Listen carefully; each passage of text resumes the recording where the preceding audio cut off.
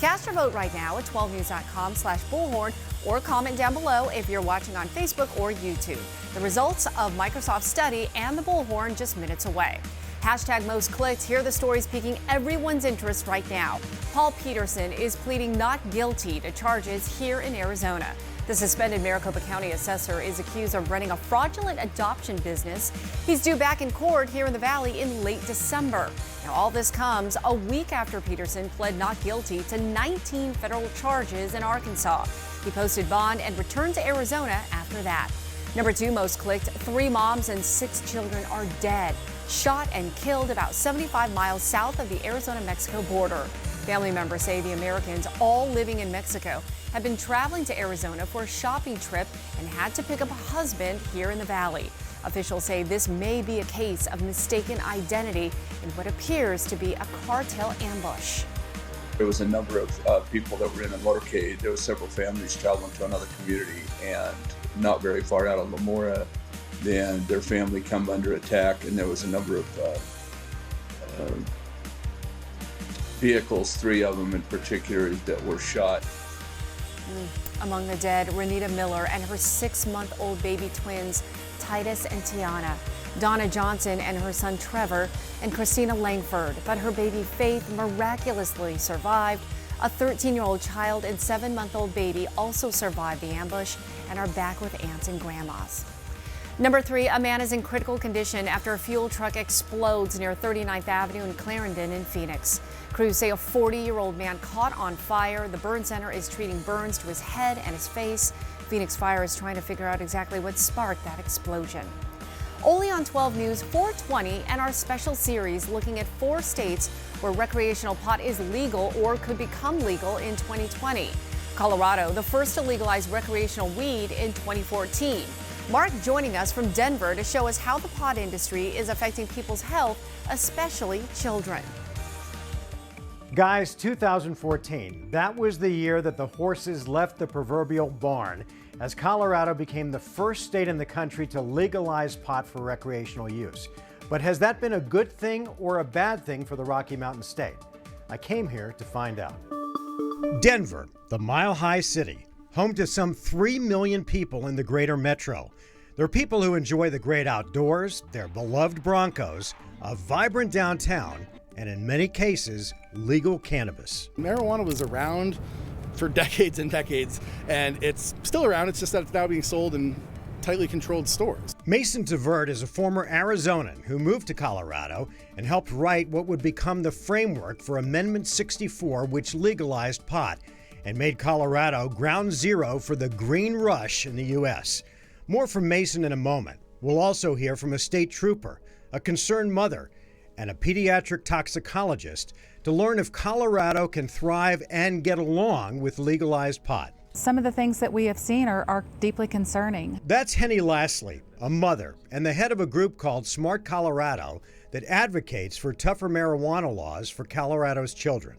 Everyone should be able to agree that the science is sound, that it's not good for the development of the adolescent brain. The problem, she says, is that pot in 2019 is not the same stuff that people were smoking back in the day at Woodstock. But what she's really against is easy access to kids and the strength of the pot. So we came to Children's Hospital Colorado to meet with Dr. Sam Wang, a pediatric toxicologist. In pediatrics, we think of the age range of when you're pregnant to when you're just born to all the way you're a teenager. And we've seen that marijuana legalization impact that entire breadth of population. But here comes a surprise. By implementing these rules and regulations, the numbers, even though they're continuing to grow, they'd be even larger if we didn't pass some of these rules and regulations. Dr. Wang says he hasn't seen any evidence of an up-and-coming generation of stoners, but, and this is big, pot really hasn't been legal long enough in Colorado to get a clear picture. Same goes for DUIs with pot.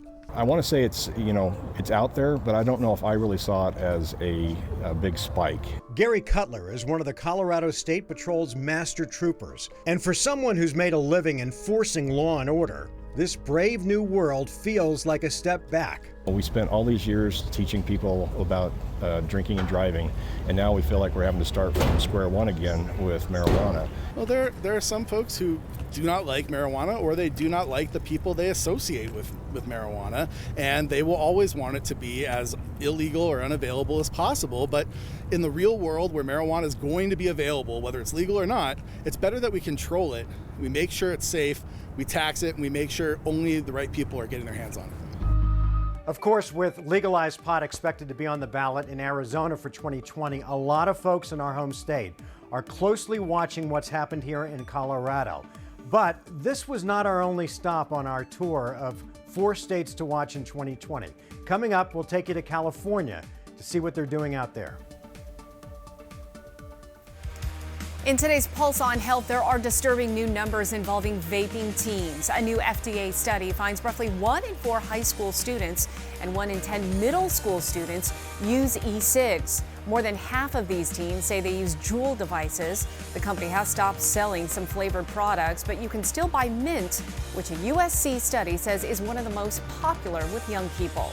A new study from Massachusetts General Hospital finds those of us who exercise more are less likely to have a new depression episode. Researchers find physical activity even helps if depression runs in your family. The weather right now is perfect if you want to go out for a run or a walk or really anything outside. Crystal joining us with our forecast 411.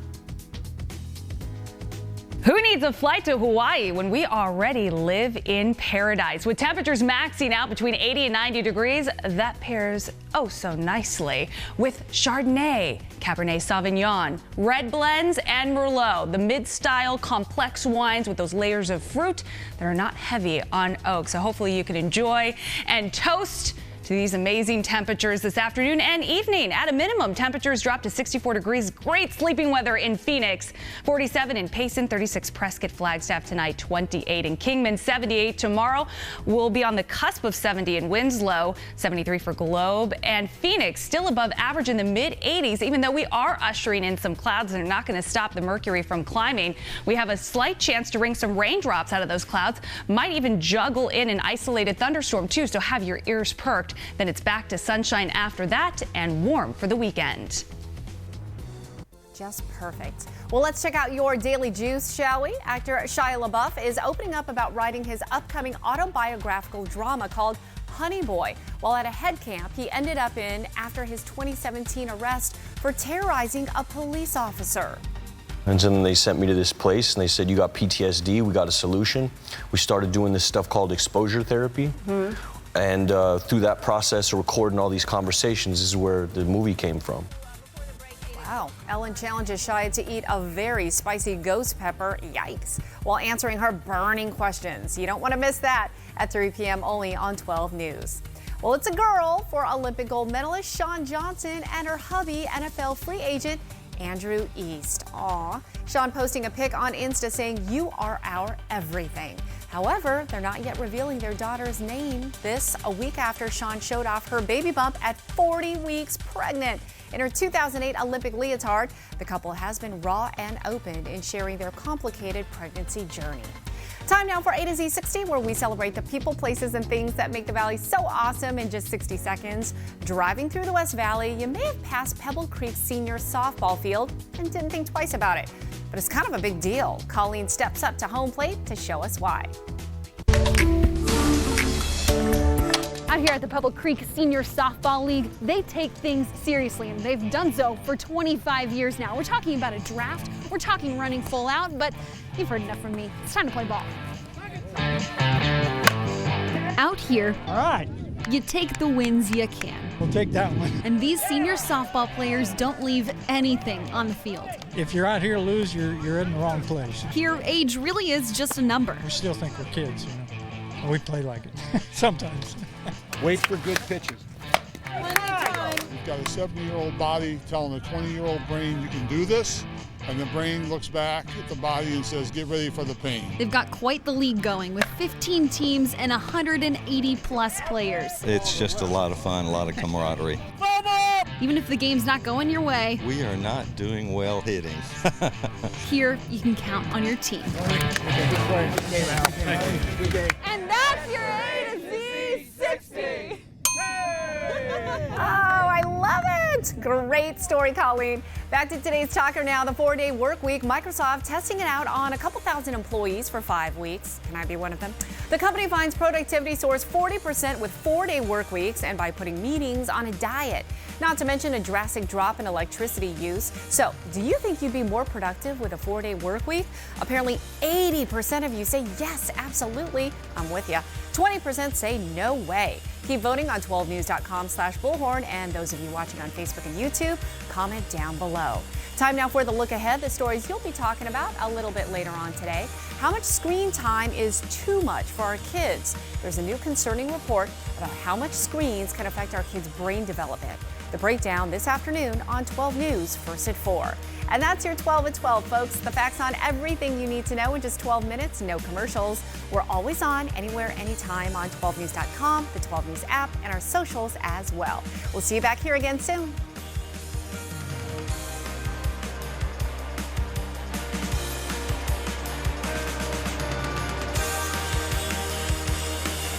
Now let's check in with Destry to see what's next on Arizona Midday. Coming up